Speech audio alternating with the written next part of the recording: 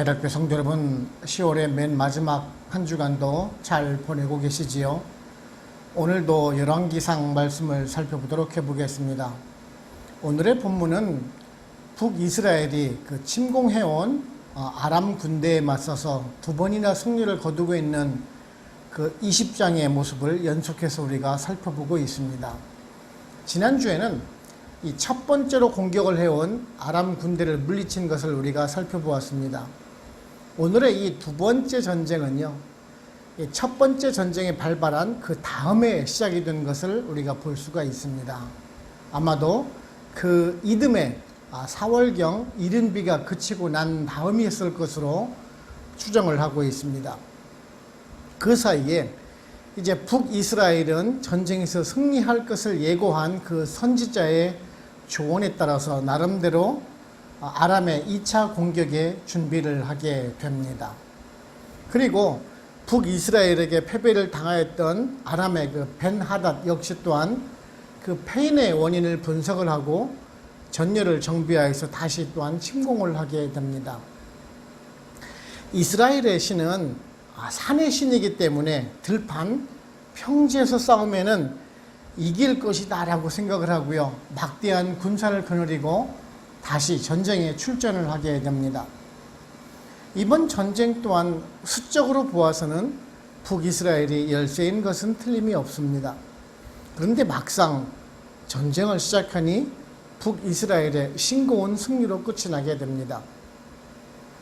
하루에 죽은 그 병사의 수가 10만이나 됐고요. 아주 대패를 당하게 되고 벤하닷은 그 아벡성으로 도피를 하게 됩니다. 그리고 이제 이 아벡성에서 또한 성이 무너지는 바람에 2만 7천 명의 군사들이 추가적으로 또한 몰살을 당하게 됩니다. 그리고 이제 벤하닷은 은신처로 숨게 되는 것이 오늘의 본문의 기록입니다. 이런 두 번에 걸친 그 아람의 침공은요, 북이스라엘로 하여금 그 만연했던 우상숭배에 대한 하나님의 그 채찍이었었습니다. 참되신 하나님을 만천하에 드러내시기 또한 위함이기도 하였습니다. 그럼에도 불구하고 북이스라엘의 아합 왕은요, 하나님의 명령을 무시하고 계속 우상숭배를 하고요, 하나님을 따르지 않음으로 인해서 하나님의 준엄한 심판을 피하지 못하는 것을 또한 우리가 볼 수가 있습니다. 오늘은 이러한 본문의 내용을 살펴보면서 우리들에게 어떤 의미를 주는지 한번 세 가지로 알아보도록 해보겠습니다. 첫째, 우리 성도는요, 늘 준비하는 자세를 가지고 있어야 합니다. 말씀 22절을 보시면은 그 선지자가 이스라엘 왕에게 나와 이르되 왕은 가서 힘을 기르고 왕께서 행할 일을 알고 준비하소서. 해가 바뀌면 아람 왕이 왕을 치러 오리이다 하니라 라고 말씀을 하고 있습니다. 지난주에도 살펴보았지만 하나님께서는 그 무명의 선지자를 보내시어서 이스라엘을 구원하여 주셨습니다. 그 절체절명의 순간에서 그 전쟁에서 이길 수 있는 길을 알려주어서 승리할 수 있도록 도와주었습니다. 이제 그 무명의 선지자는요, 이게 다시 아합 왕에게 아람의 2차 침공에 대해서 그 대비해서 준비할 것을 지금 권고하고 있는 것을 보게 됩니다. 오늘 말씀 보시게 되면 해가 바뀌면이라고 되어 있습니다. 하지만 이 원어를 보시게 되면 이 시기가 이듬해 봄이라는 것을 알 수가 있습니다. 즉 이듬해 봄이 되면은 다시 공격해 온다라는 말씀을 하고 있는 것입니다. 사실 전쟁은요, 그 우기철인 그 3, 4월 달 그 이전에는 하지를 못하고 4월 이후라라는 것을 알 수가 있습니다. 보통 우리가 비가 오는 때에는 전쟁을 하질 않지요. 선지자는 지금 그 시기까지 정확하게 예견을 하고 있는 것을 보게 됩니다. 실질적으로 아람이 그 시기에 공격을 해옴으로 인해서 하나님의 말씀이 아주 신실하게 이루어졌음을 우리가 알 수가 있습니다. 한편요, 아람 역시 또한 전쟁 준비를 하게 되죠. 자신의 패배의 원인을 분석을 하고 다시 공격을 하기 위해서 준비를 하게 됩니다. 물론 교만했던 자신의 불찰보다는요, 그 패인을 엉뚱한 곳으로 돌리고 있는 것을 보게 됩니다. 전쟁 중에 대낮부터 술을 마시고 취했던 것에 대한 반성보다는 여호와 하나님께서 산의 신이기 때문에 평지에서 싸우자라는 그러한 결론을 내리게 됩니다. 아무튼 지금 양국 모두 다 전쟁에 대한 준비를 하고 있는 것을 보게 됩니다. 사실 준비라고 해봐야 그 단시간 내에 아주 많은 준비를 할 수 있는 것은 아니었을 것입니다. 그리고 아람이 그 전쟁에서 패배를 했다 할지라도 다시 그 10만이 넘는 군사를 다시 모아서 전쟁을 벌인다는 것은 이것을 보게 되면 얼마나 많은 군사가 있었는지 또한 우리가 알 수가 있기도 합니다. 반면에 그 뒤에는 27절을 보시게 되면은요, 이스라엘 자손은 두 무리의 적은 염소 떼와 같고 아람 사람은 그 땅에 가득하였더라라고 기록하고 있는 것을 보아서 많은 차이가 있는 그러한 전쟁이었음을 알 수가 있습니다. 그런데요, 사실 그 전쟁은 그 군사의 수로 전쟁을 하는 것이 결코 아니라라는 것을 우리가 성경을 통해서 알 수가 있지요. 이번 전쟁도 마찬가지입니다. 적은 인원으로 평지에서 싸워도 북이스라엘이 대승을 거두고 있습니다. 그렇습니다. 물론 하나님의 그 절대적인 도움이 있었지만은요, 상대적으로 북이스라엘이 잘 준비를 하였다라고 할 수가 있을 것입니다. 지금 우리들도요, 이 사탄과 치열한 영적인 전쟁을 벌이고서 살아가고 있는 우리들입니다. 어떻게 준비를 하고 대비하느냐에 따라서 쉽게 전쟁에서 이길 수 있다라는 것을 지금 잘 말씀해 주고 있다라고 우리가 할 수가 있을 것입니다. 병법책에 그런 말이 있죠. 지피지기면 백전백승이라는 말이 있습니다. 적의 그 전술을 알면은 우리가 쉽게 이길 수 있다라는 말입니다. 이 말 속에는 또한 준비를 잘하면은 충분히 이길 수 있다라는 말이기도 합니다. 우리들이 자신이 가장 취약한 점을 누가 가장 잘 알고 있을까요? 물론 사탄이 가장 잘 알고 있겠지만 사실 그보다도 더 잘 알고 있는 사람은 사실 그 본인 자신 아닙니까? 내가 무엇에 취약한지 본인이 사실 가장 잘 알고 있다는 것입니다. 내가 경제적인 유혹에 약한지 아니면은 명예욕에 약한지 본인은 잘 알 수 있을 것입니다. 단지 그것을 인정하지 않으려는 것에 대해서 문제가 있을 수가 있겠죠. 그렇습니다. 우리는 그 영적인 전쟁에서 승리할 수 있는 방법은 잘 준비를 하는 것입니다. 내가 나를 알기 때문에 철저히 준비를 해가면서 대비하면 된다라는 것입니다. 즉 사탄의 공격에 넘어가지 않을 준비를 하고 있으면 된다라는 것이지요. 무엇보다 우리들은요, 말씀과 기도로 무장을 하고 있어야 한다는 점을 우리는 잊지를 말아야 합니다. 내가 내 자신을 잘 알지만 나 혼자서는 결코 이길 수 없는 싸움이기 때문에 그렇습니다. 오늘 북이스라엘이 이길 수 있었던 것은 상대적으로 그 아람보다 잘 준비를 하였다는 점도 있겠지만은 무엇보다도 하나님의 그 도우심이 있었던 것 아닙니까? 우리도 마찬가지입니다. 철저히 준비를 해야 되는 건 맞습니다. 하지만 그 무엇보다도 여호와 하나님 신앙으로 무장되어 있어야 한다는 것을 잊어서는 안 되는 것입니다. 이러한 영적인 전쟁이 늘 지속된다는 사실을 명심하시고 늘 대비하시면서 하나님과 동행하시는 삶을 사심으로 인해서 늘 승리하는 인생을 살아가실 수 있는 저와 여러분들 되시기를 바랍니다. 두 번째는요, 하나님을 제대로 알아야 또한 우리가 이길 수가 있습니다. 25절을 보시면은 또 왕의 잃어버린 군대와 같은 군대를 왕을 위하여 보충하고 말은 말대로 병거는 병거대로 보충하고 우리가 평지에서 그들과 싸우면 반드시 그들보다 강하리이다. 왕이 그 말을 듣고 그리하니라 라고 말씀을 하고 있습니다. 이 아람 역시 또한 이제 다시 전쟁을 벌이기 위해서 준비를 하게 되죠. 여러 대신들이 그 패인의 원인을 분석을 하고 준비를 하게 됩니다. 근데 23절을 보시게 되면은 그들의 신은 산의 신이므로 우리가 그들이 우리보다 강할거니와 우리가 만일 평지에서 그들과 싸우면 반드시 그들보다 강할지니라 라고 말씀하고 있는 것을 보게 됩니다. 물론 그 사마리아 성이요, 사마리아가 북쪽에는 갈릴리 지역이 있고 서쪽은 지중해, 동쪽은 요단강, 그리고 남쪽은 그 유다와 경계를 이루게 됩니다. 사마리아는 대부분이 그렇게 아주 높지 않은 산지로 이루어져 있습니다. 간간히 그 800m가 넘는 그러한 산들도 있습니다. 즉, 이 사마리아를 공격을 할 때 산지를 올라가야 하는 그런 어려움이 있다는 것을 그들은 잘 알았을 것입니다. 그래서 지난번 전투에서 진 것이다 라고 분석을 하고 있는 것이지요. 그러면서 여호와 하나님은 그 산의 신이라 라고 여기고 있는 것을 보게 됩니다. 그래서 산에서 싸우는 것은 잘못된 것이다 라는 그러한 잘못된 판단을 하고 있는 것을 보게 됩니다.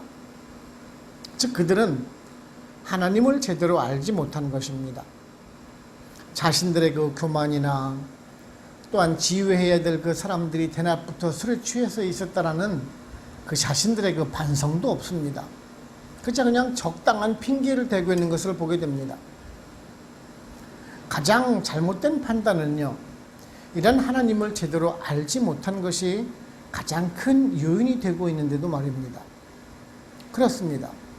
아람은 처음부터 이 잘못된 분석을 하고 있었다라는 말씀입니다. 보통 그 사당, 그 신전이 좀 높은 곳에 있었기 때문에 신은 항상 높은 곳에 있을 것이다 라고 생각하고 있는 그 아람인들의 잘못된 생각이겠지요. 그래서 그들에게 지금 유리한 방향으로 결론을 지어갔던 것입니다. 그런데요, 이런 것을 보면서 현대인들이 하나님에 대해서 정말 잘 알고 있을까라는 그런 묵생을 해보게 됩니다. 얼마 전 제가 그 여행 프로그램을 보다가요, 그 에티오피아가 나온 거를 봤는데 아주 험한 산 정상 부근에 교회를 세운 것을 보았습니다. 아주 사람들이 접근하기 힘든 곳입니다. 물론 적의 침공에 대비하기 위한 것도 있지만은요, 그 성직자의 말에 따르면은 좀 더 하나님과 가까워지기 위해서 높은 곳에 지었다라는 말을 하는 것을 보았습니다. 유럽의 성당들도 그렇죠. 정말 하늘 높이 솟은 그런 고딕 양식의 그 첨탑이라든지 천정이 높은 교회 건물이 하나님과 가까워지려는 그런 열망 때문에 그렇게 지은 것을 혹 여러분들은 아시는지요? 한국에 있는 그 기도원 같은 곳을 보게 되면 뭐 산 정상이라든지 아주 높은 지역에 있는 것을 보게 됩니다. 물론 그런 외진 곳에서 기도를 열심히 하고자 하는 생각은 있었겠지만요. 과연 이런 생각과 마음이 그 아람인들과 다른 점이 무엇이 있었을까 한번 생각을 해보게 됩니다.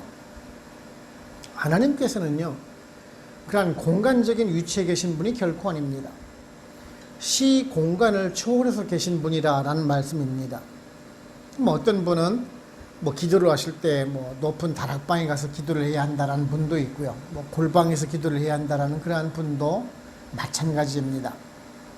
그런 곳에 하나님이 계시고 그런 곳에서 기도를 해야지 하나님께서 들어주실 것이다라는 그러한 잘못된 생각이 하나님을 우상으로 만드는 잘못을 범하게 된다라는 사실입니다. 하나님을 제대로 알지 못하는 사람들의 전형적인 잘못입니다.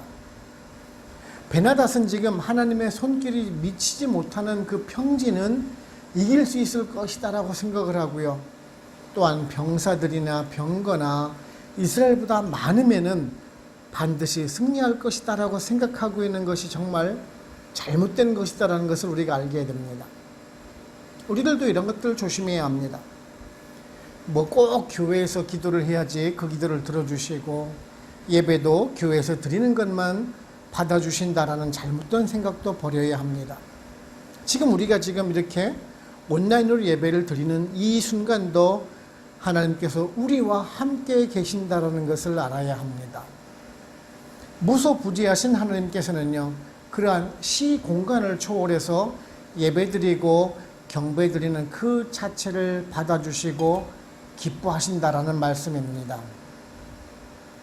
바른 하나님을 만나고 그 하나님과 바른 교제 속에서 바른 삶을 살아갈 때 반드시 복된 인생이 될 것이며, 또한 하나님께서 우리가 하나님을 바로 아는 그 길이 행복의 지름길이 된다는 사실을 명심하시고 오늘도 말씀을 통해서 하나님을 바로 알아가실 수 있는 우리 모두가 되기를 원하는 것입니다. 세 번째는요, 하나님의 섭리에는 우연은 없습니다. 이 말씀 29절을 보시면은 진영이 서로 대치한 지 7일이라 일곱째 날에 접전하여 이스라엘 자손이 하루에 아람 보병 10만 명을 죽이매라고 말씀하고 있습니다. 이 성경을 보시면은 7, 그 7이라는 숫자가 정말 참 많이 나오고 있습니다. 성경에서 그 7이라는 숫자는요, 완전수라고 하는데요. 우리가 그 한 주간이 7일이라는 것도 이와 연관이 있습니다. 이스라엘과 이 아람 군대는 7일 동안 탐색전을 벌이면서 대치 상태가 지속되었다는 것을 알 수가 있습니다. 아람 군대는 전력상으로는 우세를 하였으나 지난 전투에서의 그 패배를 알고 있었기 때문에 정말 신중에 신중을 기한 듯 합니다. 그리고 이제 7일 되던 날에 결전을 벌이게 됩니다. 당연히 양쪽으로 그 수적으로 우세한 그 아람이 분명 이길 것이 분명하겠죠. 뭐 기습작전을 펴는 것도 아니고 뭐 무기가 현대전처럼 뭐 핵무기가 있는 것도 결코 아닙니다. 재래식 칼, 활, 창이 전부인 전투일 것입니다. 당연히 아람의 군대가 이기는 것은 자명한 사실이라고 생각을 할 수가 있습니다. 어느 한쪽이 방심을 하고 있는 것도 아님을 우리가 알 수가 있죠. 그런데 사실 전투가 북이스라엘의 승리로 돌아가게 됩니다. 오늘 말씀을 보시게 되면 마치 그 여호수아 6장에 나오는 그 여리고성 전투의 모습이 우리가 떠오르곤 합니다. 7일간 성 주위를 돌다가 성벽이 무너지는 그러한 초자연적인 하나님의 이적을 통해서 승리를 거둔 것 같은 장면을 연상시키니 말입니다.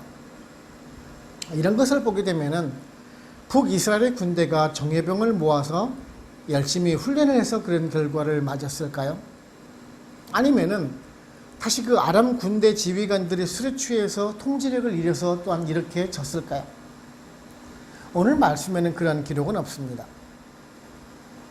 그저 우연으로 돌릴 수 없는 것을 우리가 알 수가 있지요. 분명 이스라엘의 승리에는 분명 다른 요인이 존재하고 있다는 것을 알 수가 있습니다. 그것이 무엇일까요? 바로 28절을 보시면 그 해답이 나옵니다. 여호와는 산의 신이요 골짜기의 신이 아니라 하는도다. 그러므로 내가 이 큰 군대를 다 내 손에 넘기리니 너희는 내가 여호와인 줄을 알리라 하셨나이다 라고 말씀을 합니다. 바로 그렇습니다. 이스라엘이 승리를 거둘 수 있었던 그 원인은 바로 곧 하나님께서 개입하셨기 때문이라는 말씀입니다. 하나님을 모르는 사람은 그저 우연이라고 치부할 수가 있겠지요. 많은 하나님을 모르는 사람은 이러한 초자연적인 이적에 대해서 부정을 하려고 합니다. 자신의 능력이 아니라 보이지 않는 힘에 의해서 그 어려움에서 빠져나온 사람들도 그저 그냥 우연이라고 치부를 하기도 합니다. 그런데요, 하나님의 섭리에는 결코 우연이란 없다라는 사실입니다. 모두 다 치밀한 하나님의 계획 속에 이루어진다라는 사실입니다. 우리는 우리의 눈으로 하나님을 볼 수는 없지만 그 하나님의 섭리를 통해서 하나님의 능력을 경험하시는 분들이 정말 참 많이 있습니다. 혹 여러분들은 그러한 경험을 해보시지는 않으셨습니까? 저 역시 또한 도우시는 하나님의 섭리를 그 경험해 가면서 지금까지 이러한 목회를 하고 있다는 간증을 여러분들께 말씀을 드린 적이 있습니다. 분명 여러분의 인생을 차분히 더듬어 보시면은요, 이러한 하나님의 손길을 경험하신 것을 찾아보실 수가 분명히 있을 것입니다. 분명히 여러분들 많이 있습니다. 하나님께서 도우신 그 이적을 말입니다. 단지 우리는 그런 것을 체험을 해도 잘 모른다라는 것입니다. 하나님의 손길이 아닌 우연으로 치부를 해버리는 사람들이 정말 참 많이 있습니다. 하지만요, 우리 성도님들은 여러분들을 인도하시는 그 하나님의 손길을 한번 느껴보시기 바랍니다. 분명 이런 사실을 알고 살아가는 사람과 모르고 그저 우연으로 살아가는 사람과는 아주 큰 차이를 보이실 것입니다. 하나님께서는요, 자신의 존재를 알고 의지하는 그 하나님의 사람을 도우시기 때문에 그렇습니다. 마태복음 10장 29절을 보시면은요, 참새 두 마리가 한 아사리온에 팔리지 않느냐. 그러나 너희 아버지께서 허락하지 아니하시면 그 하나도 땅에 떨어지지 아니하리라 라는 그 말씀, 여러분 모두 다 기억하시고요.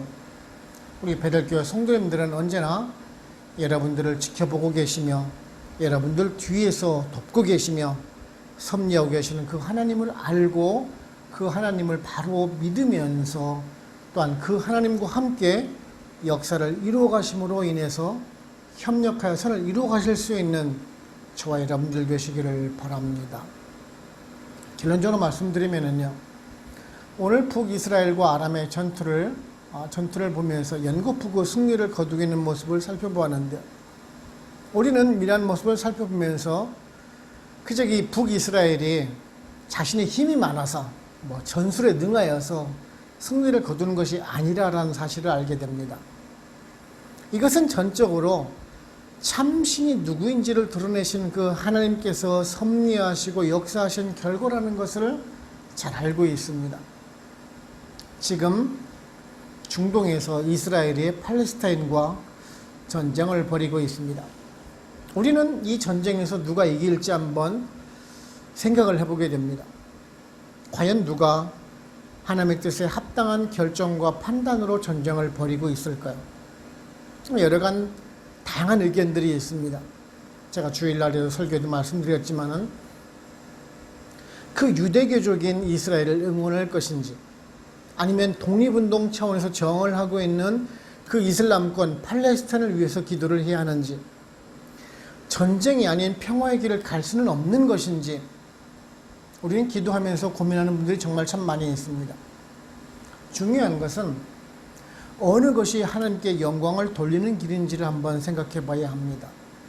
세계 열방이 결제하는 그 유익이 우리에게 동일하게 적용이 되어서는 안 됩니다. 지금도 하나님께서는 하나님의 뜻을 거스리는 백성들을 향해서 채찍을 드시며 또한 바른 길로 돌아오실 것을 촉구하고 있습니다. 우리들은요, 그런 모습을 보면서 혹 지금 이스라엘을 향해서 하나님의 채찍이 이스라엘권 사람들을 사용해서 또한 두시지 않는지 한번 생각도 해봐야 하는 것입니다. 우리들은요, 늘 이러한 하나님의 뜻을 찾아가면서 살아가야 합니다. 우리를 향해서 은혜를 베푸시고 계심에도 불구하고 그 죄악의 길을 가고 있는 성도들에게 역시 또한 동일하게 채찍을 두실 것이기 때문입니다. 저와 여러분, 이러한 원리를 우리가 잘 알아서요, 하나님의 은혜가 변치 않고 또한 지속되기를 소망해 가면서 그 하나님과의 끈을 놓지 않고 기도로 교통해 가면서 우리가 성경 말씀을 통해서 바른 하나님을 알아가심으로 인해서 더욱더 하나님을 경외하며 하나님 주시는 복을 받아 누리시면서 살아가실 수 있는 우리 베델교회 모든 성도들이 다 되시기를 주님의 이름으로 축원을 합니다. 아멘. 기도하겠습니다. 하나님 아버지 감사합니다. 오늘도 저희들에게 말씀을 통해서 교훈해 주시니 감사를 드립니다. 북이스라엘과 아람과의 두 번째 전투를 살펴보면서 북이스라엘이 이길 수 있었던 것은 군사가 많거나 무기가 많아서 이긴 것이 아니라 오직 도우시는 하나님의 은혜로 이기게 됨을 또한 우리가 알게 됩니다.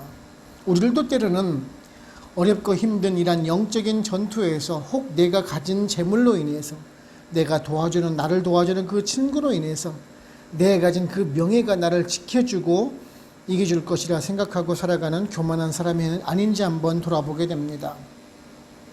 지금까지 보인도하시는 그 하나님의 은혜와 섭리를 이 시간 다시금 깨닫기를 원합니다. 그래서 우리가 작은 죄에서 멀리하면서 성결하게 살아가길 원합니다.